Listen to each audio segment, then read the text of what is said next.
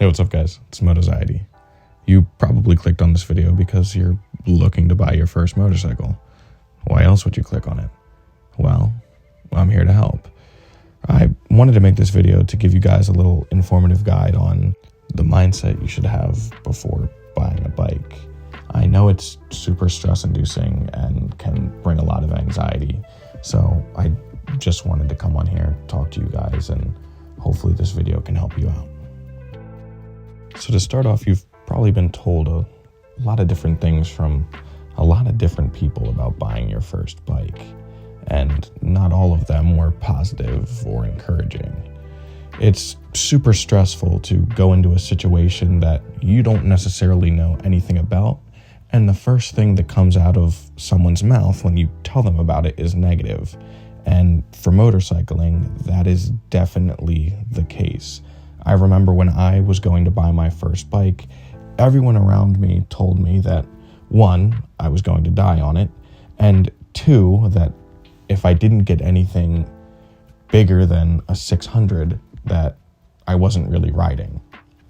And that's super stressful for someone who's first getting into riding and trying to learn everything and make sure that I don't die on a motorcycle, is hearing everyone's negative comments, everyone's inputs about what you're doing, what you're buying, and how it's going to affect your life. I think the most important thing that I want to stress right now in the beginning of this video is that you shouldn't worry about what anyone else is telling you. Yeah, every once in a while you have friends and family that can give their input and it might be positive, but when it comes to motorcycling, there is a lot of stigmas around it that aren't necessarily true. Yes, motorcycle riding is dangerous. Yes, there's a possibility you could die if you buy a bike. But there's a lot of steps that you can take to ensure that you're riding to the safest of your abilities. And I think that starts off with not listening to the people around you who might not necessarily know what they're talking about. So congratulations, you've made it past the first step and stopped caring what others think about you buying a bike. Now it's on to the second step, actually buying that bike.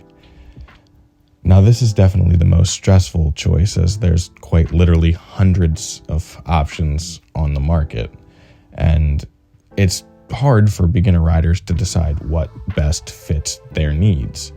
So there's a couple questions that I would ask myself before buying a bike, and I think you should also ask yourself before buying this bike. And that's what, why, and can. What am I buying a bike for? Why am I buying a bike? And can I afford a bike right now?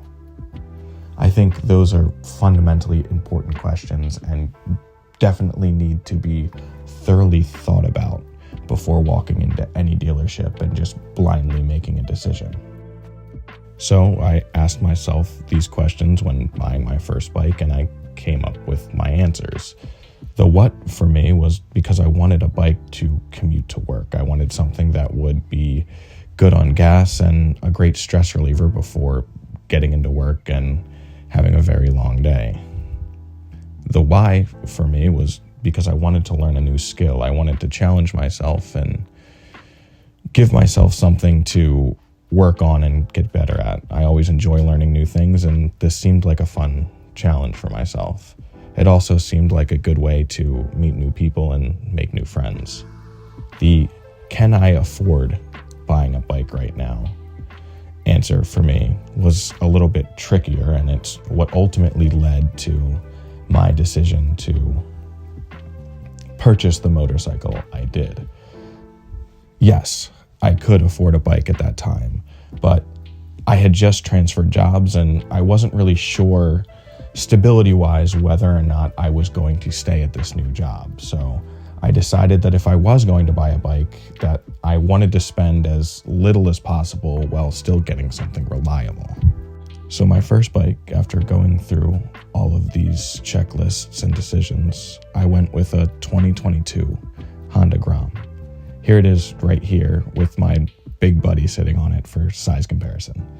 This was a phenomenal bike for me, and it really helped me to learn the skills that I needed before hopping on a bigger bike and gave me the confidence to join the motorcycle community with ease. I caught a lot of flack for having a smaller bike from my friends and from my family, but they're not the ones riding at the end of the day. It's me, and I would rather start on a smaller bike, learn the skills I needed, and feel confident when I hop on a bigger one than to have hopped on a bigger bike and potentially have hurt myself. Thank you guys for checking out this video. I hope this helps you. I hope this gives you the confidence you need to go out and buy a bike, and I will see you in my next video. Thank you.